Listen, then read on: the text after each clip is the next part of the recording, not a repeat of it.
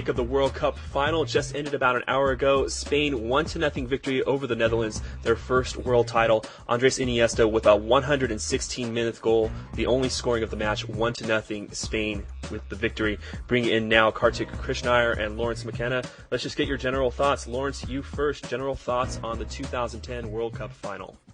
Well, we've mentioned before narrative at numerous points in the season and now in this World Cup. There was such a strong sense of right and wrong in this match, such a strong sense of the critical players. And overall, you have to say that this game had everything that you want in a final. There was passion, there was lust for the ball, and there were some wonderful touches as well. And not only that, but there was a bad guy and a good guy, which part of me really likes to see at this World Cup. Absolutely, but before we get into that very much, or maybe you want to talk about this, Kartik, but I want to just get your overall thoughts on the match. I thought the match was well played by Spain. They moved the ball well. Their back line was solid. The Dutch very negative, as we had fretted about on the previous podcast, that they would set up this way, very chippy, really kind of overturning their own legacy in football. This is a game that maybe here in the United States people took well to because it resembled an American football game, the way the Dutch played. Really, for a country. I mean, I'm not one of these people like a lot of the Madridistas in the press in Spain that says, oh, anything that doesn't play into our style is anti-football, because the Spanish have this thing about the purity of football, but the Dutch did not need to play this way. They have enough talent that they don't have to resort to the tactics that Switzerland and the United States did against Spain. But that's why they were on the back foot for much of the day, and ultimately they're bridesmaids again. Yeah, gentlemen, I've been thinking about this in the 15 minutes or so that we've been sitting here preparing for this show, how quickly we want to get into the negative aspects of this game, because Spain certainly deserves some credit, but Lawrence, it really is difficult to come away from this match and not have a negative mindset, because we really did witness something that in its kind of sinister way is very special, the way that the Netherlands very cynically approached this match. Agreed, but then you'd say that the game balanced out, and overall the result probably reflects the good guy and the bad guy that I mentioned at the beginning. But despite their cynical approach, I still think that we've seen some reasonable football from the Netherlands at this World Cup, and it's sad at the end of this tournament to see them have to resort to this, because they don't need to. I mean, really, it's a case of mentality here for me, and how you want to approach a side which is clearly superior in certain areas, but clearly has Achilles' heels, and we saw those Achilles' heels revealed in this match. And let's not get it mixed up here. The Netherlands had their chances and just didn't take them, and frustration probably got the better of them overall in this match. I just think that it depends at what point your players begin to snap, and certain players go out there with the disposition to try and make things a little hotter, if you like. It fizzled and popped at times, and I really enjoyed that in this game. I liked the early passion, and not only that, but the way that the referee controlled it so well. Mm-hmm. Yeah, let's talk about Howard Webb in a second, but Kartik, I want to get your thoughts on this in general. How much of this match are you going to remember for how Bert van Marwijk and the Netherlands approached it, and how much are you going to remember it as kind of a crowning achievement for a great Spanish team? I'll remember it for the former more than anything. I think it was cynical in nature how they approached it. Van Bommel, De Jong, both probably should have been sent off within the first 20 minutes, but Howard Webb smartly did not want to influence the game that greatly by sending a guy off, and I think the Dutch understood that. The thing that bothered me about Spain was that the Spanish players at one point in the game lost their composure and were not playing. They didn't continue to play. They were looking for the contact. They were looking for the foul. And that's a natural human reaction. They can't be blamed for that. But the champions that they are, Euro champions and World Cup champions, that was surprising. They did regain their composure and obviously went on to win this match. But I think the storyline is about how the Dutch approached it, and how, again, this is not Switzerland. This is not the United States. This is not Turkey. You don't have to play this way. Yeah, I think we're going to spend a lot of this podcast talking about that, but I do want to hit a lot of the aspects of Spain before we switch to that, kind of give them their due by at least going first with them. But Kartik, as this match was unfolding, I kept thinking about the stories you hear about what happened in 1966 to Brazil, and basically they were allowed to be kicked out of the tournament, the way that the refereeing was there. And when Arjen Robben had his first breakaway chance of the second half, I thought that this Spain team was going to go down that same path.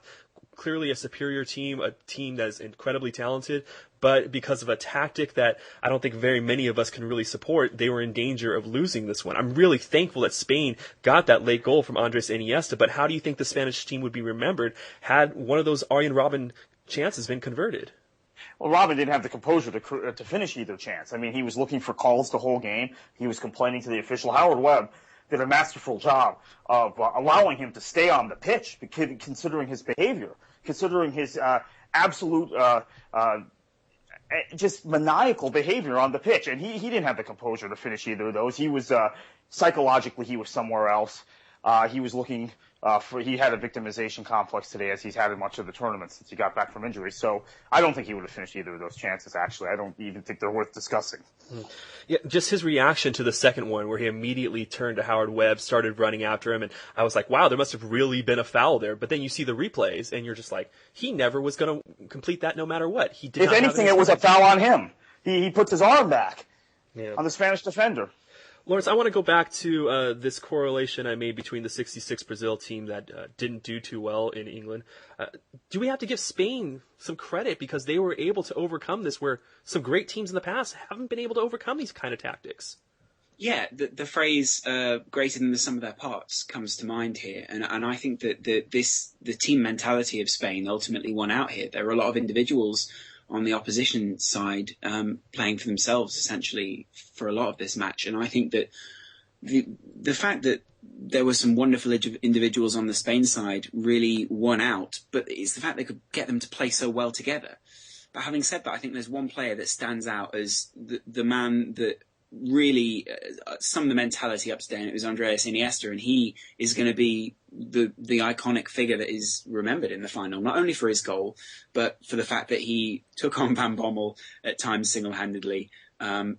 I think he put the Spain team on his back for that time when Kartik says that their mentality changed, and I thought that he brought them through that very well with Xavi, and they were critical in the midfield in this game and didn't allow Spain to be kicked out of this match. They kept the passing going, they kept the rhythm of that Spanish side, and ultimately I think it's down to those two players, maybe three players with Fabregas there as well, keeping the rhythm of this Spanish side, and ultimately I think that's what kept them going and kept their momentum when the Dutch ultimately broke down. Yeah, to me, I think Andres Iniesta certainly had a great game today, and after a season where he's had a lot of injuries, and he had some injuries the season before last too, it was a great reminder, to me at least, that there really isn't a lot that separates Xavi and Andres Iniesta. And Kartik, that's one of the things that I'm going to take from this match, this kind of symbiotic relationship that those two midfielders have, those two Barcelona midfielders. Just the fact that you get these two players on a team, and you look at the rest of the players on this team, except for maybe Iker Casillas, I didn't see a lot of great performances. I didn't see bad performances either. But these two really seem to will this team through the whole knockout stage, essentially. Yeah, I agree with that completely, and I think their connection also with Busquets stimulating the midfield play out of the holding midfield role, another familiar player to them from Barcelona, and the potential of what we're going to see from Barca this season with Villa moving there. The runs Villa was making today off the ball were so good, so crisp, even though he was getting fouled a lot. David Villa, I think, is another player that, even though he got subbed out in this match, he didn't get the goal, he did not win the Golden Boot.